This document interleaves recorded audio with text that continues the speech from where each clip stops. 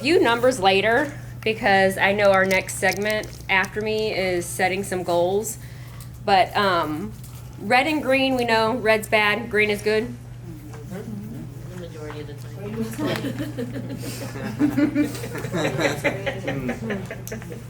You should go through your DI, look at your reds, look at your greens, so that you know. And figure out, as a team, how can we support each other? How can we assist each other? How can we make each other better? Just like the Midtown office did. I didn't have anything to do with it. They came to me. I was like, you guys let me know what you want to do.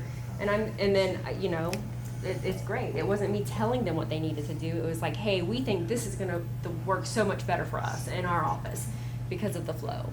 So they're still meeting all of the wow experiences or the non-negotiables, and then they're adding to it. Big news that we have coming up out of this. So our call center is officially built and being computerized right now. And so we'll have a call center and an insurance verification center in Jacksonville. And it should be up and running within the next 30 days. Congratulations.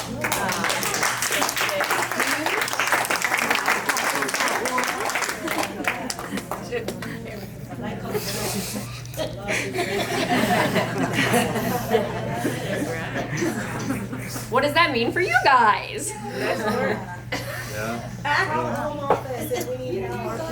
No, we're going to do all of your insurance verifications. What you say, girl? Say it again, say it again. Here's the catch, we're going to do it a week out. So if you schedule someone same day, better off to do it yourself.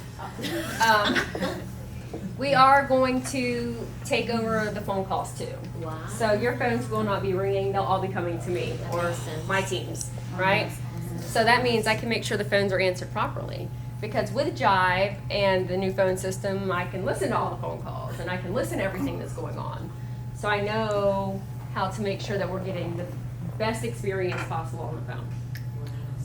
So you'll get a lot less phone calls in the office.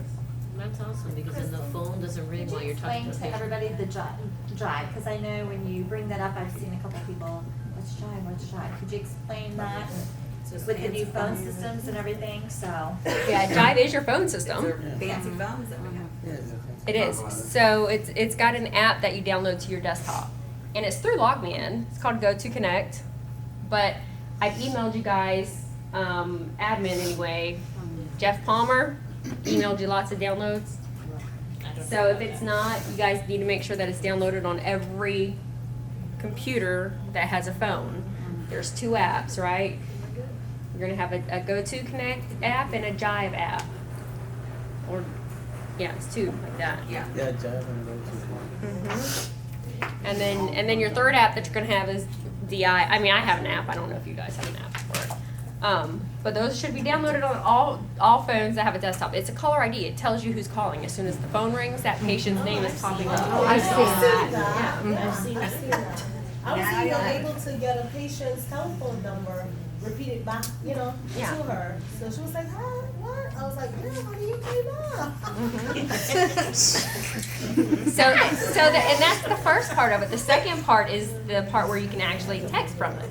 So you have it's Call Insight in Jive or GoToConnect. So one's a little green circle and the other one says Call Insight. But Call Insight is through DI. And that'll be every patient in your office. The Jive and the GoToConnect is how you're going to be able to text your patients. And send messages between offices if you need something, things like that. So it's really helpful. But all phone calls will be transferred to Jacksonville, so they'll be forwarded to us. If for some reason we can't handle the call and it's something that they need to talk to somebody in the office clinically, it'll get forwarded back to you or transferred back to you. We'll be doing all the insurance verifications. We already handle all of your insurance claims, payments, and all of that good stuff because Dr. Narducci, we want to take all of the stuff that's not necessary in the office, that's like busy work, out because we want the patients to be your focus, right? You shouldn't be on the phone when the patient walks in. Biggest pet peeve, right? I'm like that patient should be the priority. Patient in the chair, patient in front of you. They are the ones that showed up. So that's when you show up. That's when you go on stage, right? turn it on. Make sure that you're there for them 100%. It's like super exciting. It's a little scary setting it all up because I'm like, whoo. Yeah. No, And- but you have help. Yeah. Oh, Oh, she has an entourage. okay, good. But this has been a year in the making. Like Yeah. literally, we started this project in January last year. So this has not been something that we just started working. Yeah. Any questions so far? And that just created jobs for a lot of people. Or take away. I'm just kidding. What? I said or take away. How many admin would you need then in your office? One. We're not Or doing maybe anything with not. folks. Or maybe it's just us floating around with the patient walking to the front. Come with me. But you don't have to have someone that's But that's all. No, but that is true. It's about systemizing your office so that it is sufficient.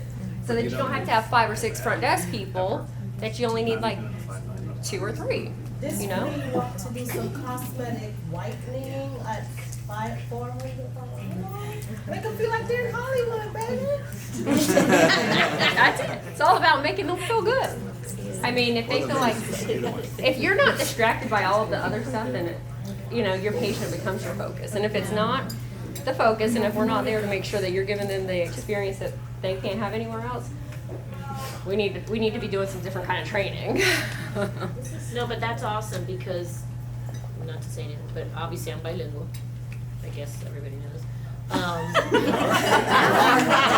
What do you speak? Okay, say this all in Spanish, then repeat in English. Oh, she speaks Spanish. And so, so what I'm trying to say is that because there's not bilingual setting in the front, not to insult anyone, but there's nobody, they come and get us and we're with patients, so we're running to the front, to the back, to the front to help out because we just love to help. But will that help? But that will help also. That would help with the phone calls. Yes. A lot because we could deal with the patient that's in front of us versus having to speak There and have in front. will be. Because I feel like 60% of our calls are Spanish. Yeah, yeah. Hey, Crystal, can we talk about part 2? Yeah, is there gonna Call be a center Spanish part two. person at the call center? Okay, so, Did I oh skip? man, why do I have Did I to do skip something? Sorry. So, I'm like, there will they gonna get be, an office. no, there's gonna be a headquarters too, there will be a HQ2. Okay. HQ2 will be located in Puerto Rico. Oh my God, this is sweet. That's good because there's a lot of Puerto Ricans in Orlando. Yeah, you think so? There are a lot of Puerto Ricans. I'm not Puerto Rican, I'm just saying there are a lot of Puerto Ricans. I know, let's go to Puerto Rico. So that's an in-process transition too. Dr. Narducci can tell us more about that if he'd like. Oh, okay. Not really much other than there will be a branch that's in Puerto Rico that will be handling data entry for the insurance claims and also taking calls for the Spanish folks. Yeah, so there'll be some other functions there too, but that's the main function. Like Crystal said, the whole goal of everything is to pull all the activities out of your office. It's not value added. So value added meaning whatever it is with the patient, direct contact, and why we're here, why we came into the field and all that, that's what's in the offices, nothing else. Everything else is pulled out. You're still gonna have to collect payments and things like that, at least now. Who knows when things, as technology changes, that may change too, right? Eventually But it's right gonna be now, better. you're minimizing that amount of administrative work. Yeah. I mean, your patients love you guys. They come to see you. I mean, we know they do. They write on and on about it all over your pages. They love you guys and they love to be with you, and you can tell the energy when they come in and see you. They don't want to see you all on the phone. So Hang on 1 minute.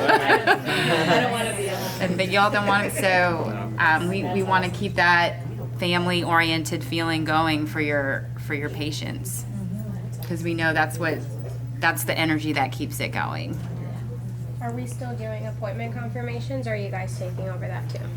You're still doing it for now until, well, I mean, I think I asked, we talked about it a little bit in the last PA meeting. Right. So, I mean, that's kind of still a work in progress, right?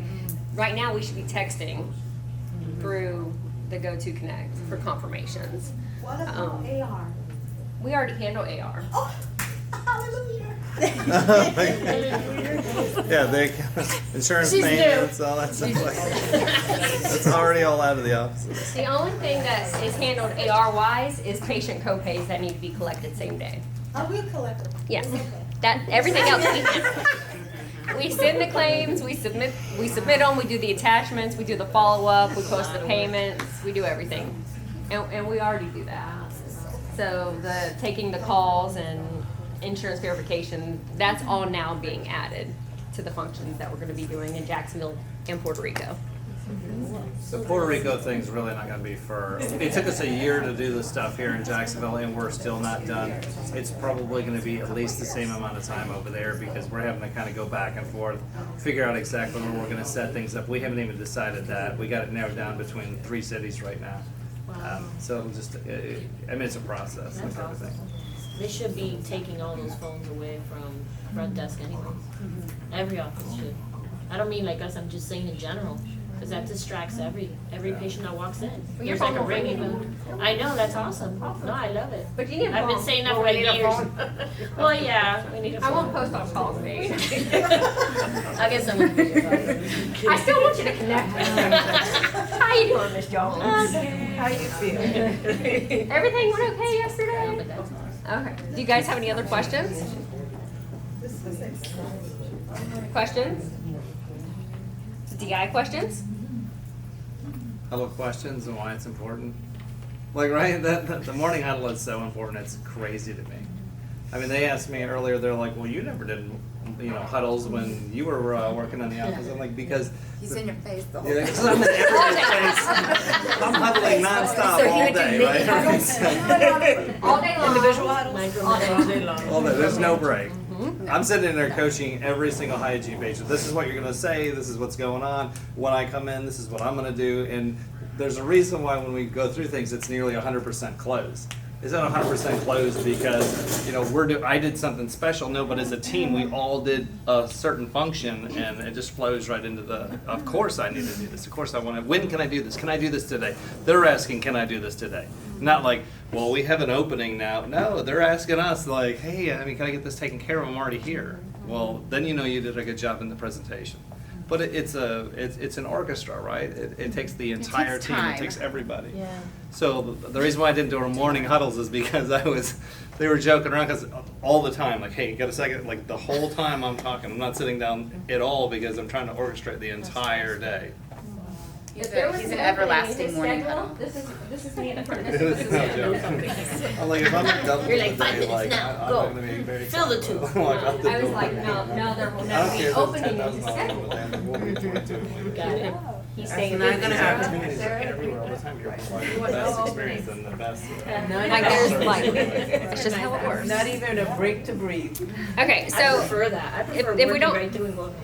oh yeah, but if he was at my front desk, there was a problem. That's how we Yeah. want it. That You want me means- up. He Nobody wasn't wants No, there's an issue if he's at the front desk. That means he's not got a patient in the chair and a drill in his hand, and we're gonna make sure that changes. Because as a clinic, it gets boring. You want to work. Yes. Yeah, You don't want to be like going through papers in our field, I think. I agree, and I think that it makes sure that it's holding me accountable. I mean, I think it's if we don't have anything on DI anymore, we can talk, because I think the conversation in the truck this morning was really, really good, because we talked about how we kind of evolved, and my evolution over the last almost 19 years now has been a huge transformation, right? To how we started out. When we started out with one office, or him as an associate to one office to 2 offices to where we are now. And you guys, some of you have heard the story, some of you haven't, right? About how we started out. So I met Dr. Narducci, you guys know, 19 years ago, when he was an associate at the dentist place. And he was, when he came in, I was like, gosh, I'm gonna have a hard time seeing his name. It's gonna be really hard for me. And then I spelled it wrong once, and he was like, you still don't know how to spell my name? That was after 3 years. Full disclosure. Pieces out. Fast forward. Yeah. Maybe I don't want to know the story. No, it's really good. But Susan was there, Maj was there, and I was there. So he's had all of us for that long. But it comes back to just talking about how they did so much wrong, right? It was the dentist place then. Heartland bought them out. And how they treated him as an associate, right? We had our best month ever. Like the doctor, he was the only doctor. Our PA was out on surgery leave, and we ended up having the best month we ever had. And they rewarded him by bringing in another associate. So we used to talk about how it could be done better. He was already building his office. Like, it was in his contract with the dentist place. They knew he was building his first practice, and he would eventually be leaving to go there. But it was like, you know, he still stayed part-time. How long? 2 years after? At least. So, I mean, you start with all these ideas, right? And he starts to take, you know, you get into dentistry for a reason, right? I was a dental assistant, and I was like, can't do the mouth thing. Move up front. But he would take it and he would give you the encouragement and let you know that, hey, try this, this, and this. And it was like always pushing you to be better. And I'm like, I didn't realize that I needed that, but every step that I took, everything that he made me do, where I was a little bit uncomfortable because I'd never done it before, made me a better person. Brings me to 19 years later, right? And things have changed. We've grown to something that we talked about a long time ago and are continuing to do. And I think that our expansion is something that's going to be huge. And I think that we're at a starting point where we've evolved over that period of time and are going to continue. And I think that this is the year where, I know we're shooting for the stars, but you're going to see a big evolution in where Narducci Dental is. But anyway, he was afraid of the dentist. So most of the offices that, did y'all know that? He was afraid of the dentist? No. So a lot of the That's an understatement. Then I went to have my tooth taken out because of a lot of issues, and my blood pressure was 200 over, I forget what it was, and it was 200 over 130. It was crazy. The back of my eyes, I could just feel like my eyes were gonna pop out. And the periodontist is like, "Oh, you're fine." But that's just fear. There's nothing to do with, like, you know, real issues going on. But I can work myself up like crazy because I really have a phobia of dentists. But anyway, sorry. Go ahead. Wow. A dentist who has a phobia of dentists. Yeah. I know. Actually, would say I hate the dentist, just like a lot of patients. So you can relate. But that's Oh, what so makes much, yeah. that's what makes you kinder to your patient because of your own fear. Yeah. Because I don't like needles, Yeah. and I try my darndest to make that the easiest experience for my patient because Amen. I fear needles even to this day. Me too. See, the thing is that what drove me so much initially was the fear. Exactly. So how is it that everything that we can do, like when you think about the tour, everything that we're doing, it has to do with the fears. Absolutely. So what is it that can bring me down as I'm going through the office? So by the time I'm actually in the chair, ready to be numbed up, I'm calm enough to where I can handle it. Make you And feel then I like can your talk family through and say, member at that point. that wasn't so bad. Yep. It wasn't as bad as I thought. Yep. Right? But I'd get to the point sometimes where I would not let that happen. I'm out of there. Right? So, I mean, but that's what it's all about, right? How can we provide a service that most people are not enjoying and provide it to as many people as possible? And in order to do that, it takes all of us. It takes the warm welcome up front. It takes that office tour that brings them down and makes them comfortable. The reason why we walk around is to make it familiar. Like, this is not something scary. Look at how great this, oh, they're laughing over here in this operatory. Oh, everyone's having a great time. It's not all silence. Some doctors like silence. They don't want to hear music. They don't want to hear anything. Well, that's the worst place in the world for someone like me. Exactly. You know what I mean? Because I'm building up so much anxiety just in the waiting room because I can't hear anything but a drill. I give you a tour. That's why we do a tour. Yeah. Do a tour. Yeah, see? All that stuff that would bring it down, Exactly. right? Jump in. Exactly. That's right. A crumble line can be A fun. crumble line's a blast. I'm like, I could have fun with that. I see what you guys are doing. You're bringing the happy back to that industry. Oh, absolutely. Yes. I love it. I don't think it was ever there. We're creating it. Yeah. I know that's right, Carl. It's different. We're not stuffy, we're not boring, we're fun. I like it. Yeah. Thank you. So, and I don't think that, I mean, I talked a little bit about how, you know, he created this amazing software when he was in college with his buddies, and he sold it, and then, you know, never got a penny of What? the $5 million. But What are we talking about? next. I have a lot of those stories, by the way. But let's talk. And I've never told anybody like about. Okay, who knows where he comes from? Who's where he's from? I think you told What's your name? Michigan. Where? She's come Flint. No, you Flint, told Michigan. Nice. Good job, friend. Oh, you got a gift card?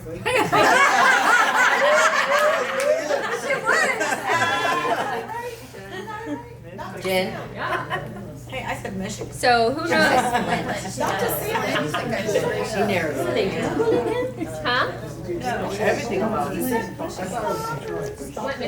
Flint, Michigan. We used to go to Detroit because it's much safer to be in Detroit than it ever was to be in Flint. Really? So we would definitely go to clubs in Detroit because, of course, in Detroit is where you got fake IDs when you were 16. I'm 21 years old when I was 16, but we would go down to Detroit all the time to go to the nightclubs because they were much safer than the ones in Flint. Your parents. Oh my gosh. They don't know stuff, you know? Jen. We're not gonna tell mom that. So my point is that Flint is, you guys know, one of the poorest cities in the country, right? Can't drink the water, can't do any of that stuff. So you have this kid that's growing up in that city. Actually, I love his mom, but his mom was a dental assistant. I think that's how he kind of got exposed to dentistry, and maybe in the beginning, I don't know. You want to tell that story? It wasn't that. It was actually in 8th grade we had and I don't know what it is. You know, they do those career assessments or whatever. You should be this or whatever. So they had a test, and I don't know what it was. It was so ridiculously long. I just remember I'm not good at sitting still anyway, but I could barely get through whatever this was. It was like 200 questions. And then it was so thorough, but it went through, and it was weird because it not only listed everything, but then it rated like how much above something else it was. And at the time, would never think about dentistry, but a dentist or even school, because school is not something you do in my family. I'm like the only one that went to school. That's just like, you don't do that, you know. The man is putting, institutionalizing you, like we don't follow suit with anything, right? But anyway, dentist was way up top, and then it was so far down before anything else, and I was like, that's interesting. But for me, I loved art. I took ceramics and sculpturing and all those kind of things. Like, I really love working with my hands, but then I loved the business and I like science a lot. And so they're like, literally, this is the only thing you can do, like where it hits all the stuff that you seem to have an interest in. And then there was other things, but I was like, wow, it doesn't sound interesting.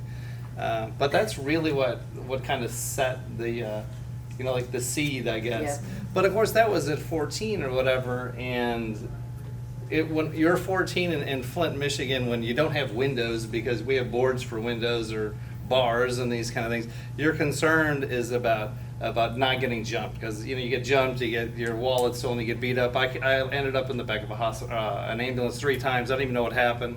I was walking and all of a sudden I'm in an ambulance, because you just get you get jumped and bad things happen, right? So your focus is not anything to do with school. So when I was 16, I joined I signed up for the Air Force to get out of Flint, Michigan was my motivation. Like, I am leaving here and I can't wait, and I'm never coming back, kind of thing.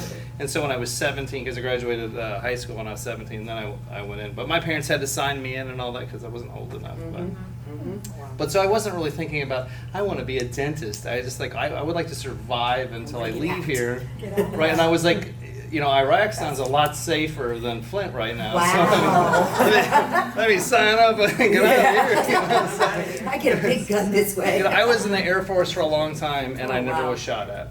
And I was shot at multiple times in Flint. Yeah. I've been underneath cars as the drive-bys are going on, and it's absolutely, that's another story. But it's just terrifying all the time. You're feeling terrified nonstop, so you're not thinking about academics. Exactly. And dentistry scares you, and being in a dentist chair scares you? Everything about life at that time, to be honest with me, I was like, I had anxiety. I feel I have blood pressure issues right now. I really think it was just from being raised that way. I was always afraid.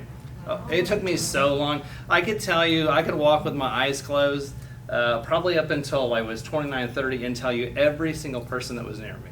by footsteps, by everything. You always Watch your aware of your surroundings. surroundings constantly Yeah, because it's absolutely. about to happen. You know, like it's coming at you all the time. So.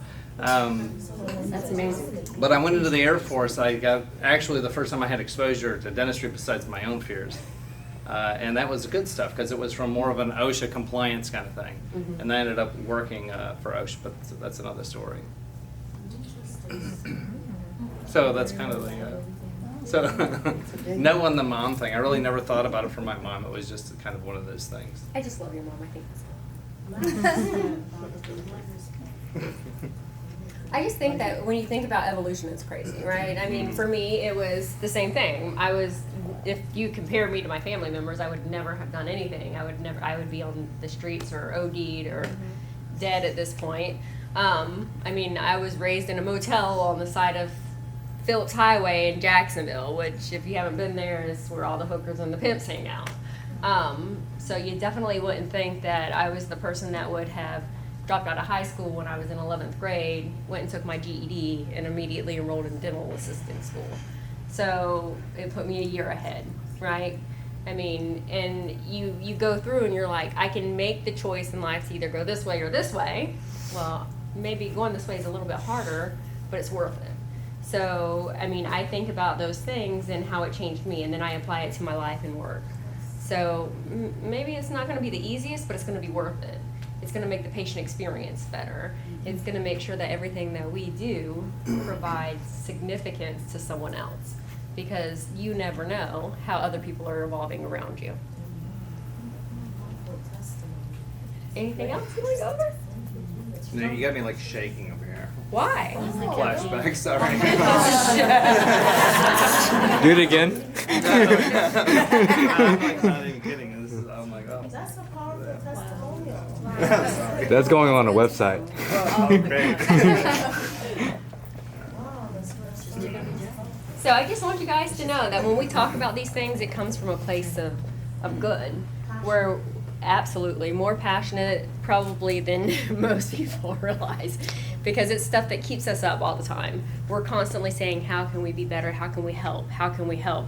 How can we make sure that other people never go through those experiences, have those traumas in their lives, or go through experiences in their lives that are going to create havoc later on, right? So that's what we're here for.